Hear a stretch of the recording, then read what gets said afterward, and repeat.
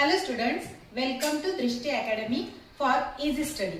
आपण मी जे टॉपिक्स इथे घेणार आहे ते टॉपिक्स 4 पासून ते 10 पर्यंतच्या मुलांना इझिली समजून जाणार आहेत. तर आपण पाहणार आहोत इंग्लिश ग्रामर. इंग्लिश ग्रामर मध्ये टॉपिक आहे टेन्सेस. टेन्सेस हा मेन टॉपिक आज इंग्लिश ग्रामर मध्ये आहे. टेन्सेस आपल्याला काय शिकवतात, कुठली घटना केव्हा घडली, कुठल्या काळामध्ये घडली हे पाहण्यासाठी आपल्याला ग्रामर मध्ये टेन्सेस हा मुख्य प्रकार शिकणं खूप गरजेचं आहे. So let's start tenses.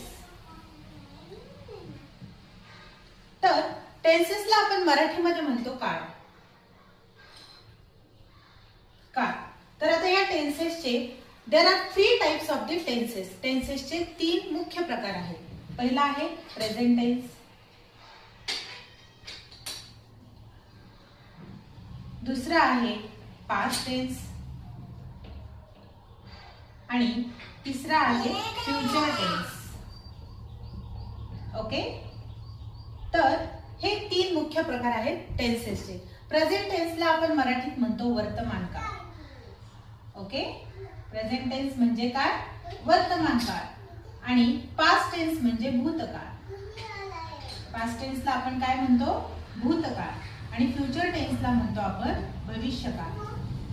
नीट लक्ष द्या, जेव्हा तुम्ही टेन्सेस शिकाल किंवा रादर ज्याला इंग्लिश शिकायची खूप इच्छा आहे, जर टेन्सेस तुम्हाला व्यवस्थितरित्या आले, ज्यावेळेस तुम्ही नॉर्मली इंग्लिश मध्ये तुमचे सेंटेन्स वापरतात, तर त्यावेळेस तुम्हाला काहीही अवघड जाणार नाही. त्यामुळे प्रत्येकाने व्यवस्थितरित्या टेन्सेस म्हणजे काय हे व्यवस्थित शिकून घ्या.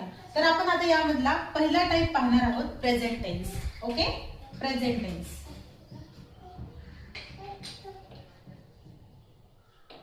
Present tense. तर याचे परत 4 प्रकार पडतात. पहिला प्रकार आहे सिंपल प्रेझेंट टेन्स.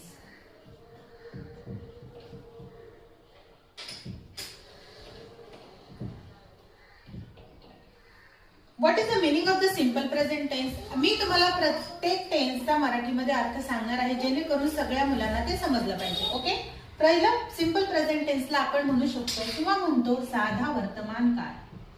साधा वर्तमान काळ.